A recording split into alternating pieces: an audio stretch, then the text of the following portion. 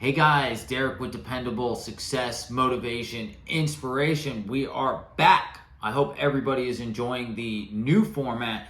Our number one goal, as always, is to create as much value for you guys so that you can take what we've learned and succeed in your own life. That will always be the mission of our channel. Our goal is to help as many people as possible. So please, please, please like, and most importantly, share our video with a friend or somebody who needs it.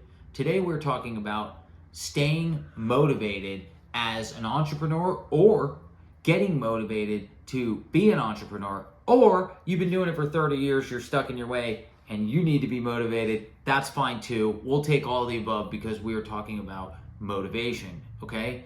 And the main thing I can tell you is, I promise you, it is not over when you lose. It is over when you quit. You always have to keep going.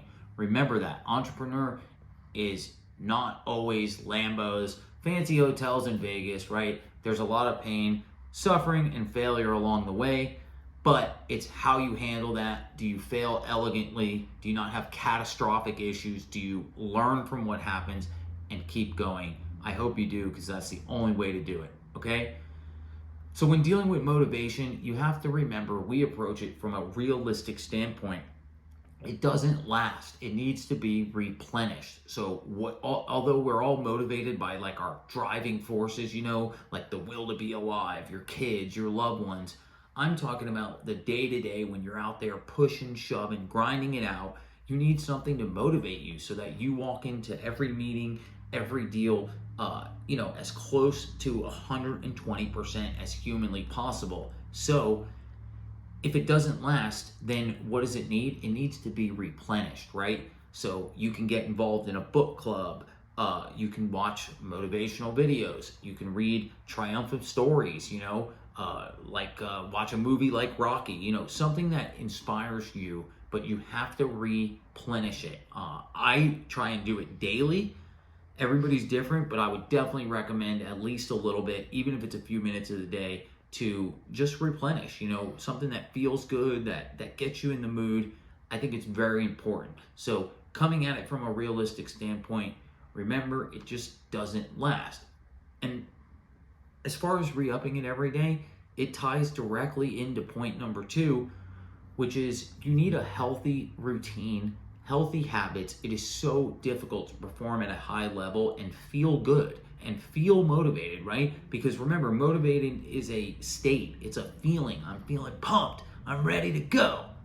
It's a state.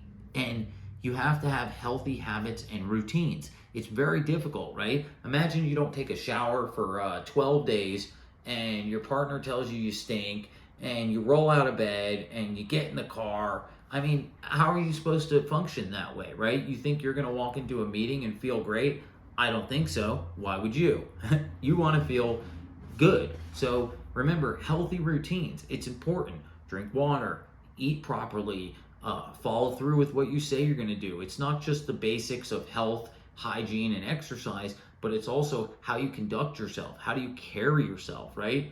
These are all things that shape your core. And most importantly, when you make them part of your being and your daily routine, it just helps keep you in a more elevated state at all points of the day, not just when you're feeling down and you feel like you need more motivation, okay?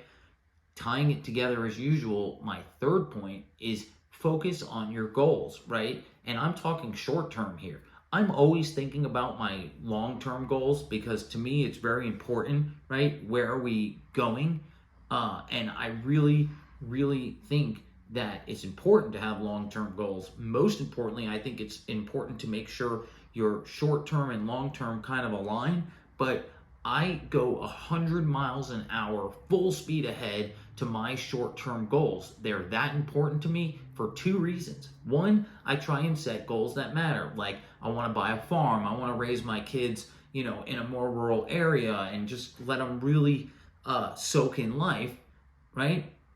But I move at it to 100 miles an hour because it's important to me and it feels good when I accomplish them. So maybe it's you want to buy a new car. Maybe you want to buy a house. Maybe you and your girl want to get married in Monaco. I don't know what it is, But when you focus on your short-term goals and achieve them, it's just another in the right direction. You feel really good. I've written it down on my whiteboard. I've taken pictures of a house that I wanted and put it up on the wall. And you ask anybody that's been around me, for mine, it was buying my farm. I literally was talking about housing for a year. I want to buy this. Oh, Brandy, check this out. Oh, look at this house. And you materialize it because you're approaching it with speed and energy and effort. And more importantly, it helps me not just in my personal motivation level, but also in my business, because it makes me feel like, hey, what we're doing here is worth it. It's special. It's bettering my life. I love it when I see it in other people. Anybody on my team, if they, hit one of their goals, I love it. It makes me feel good. Like, that's what we're here to do. And, as we always talk about, surrounding yourself with the right people, it really makes a huge difference. You feel good and you lift each other up, right? So I think a little trick is focus on your short-term goals and hitting them. Some people will say something similar like reward yourself, and that's fine, but I don't really like to look at it from like a reward yourself, like, oh, you were great this week, so let's buy a new purse, or oh, let's buy a new belt. I want it to have something a little more substantial, right? Like I said, a house, a wedding, something that just really is significant for you, that really would make you feel good if you devoted your energy to it and it actually happened, right? Okay? And it kind of makes you think of always think about the future, right? So my fourth point is you're always thinking about the future. So you're constantly looking, when you're trying to hit those short-term goals, you're looking forward. And the key is, if you want to stay motivated, do not dwell. What's done is done. The past is the past. I promise you, there are so many decisions I've made in business where I'm like, oh, I wish I would have did it differently, but it's okay. I'll have next time to do it differently.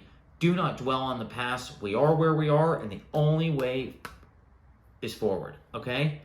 And last but not least, as part of a full circle approach, beat the sun up. I've talked about this in other videos. Go back and watch. It's a little win that you start your day out, you feel good.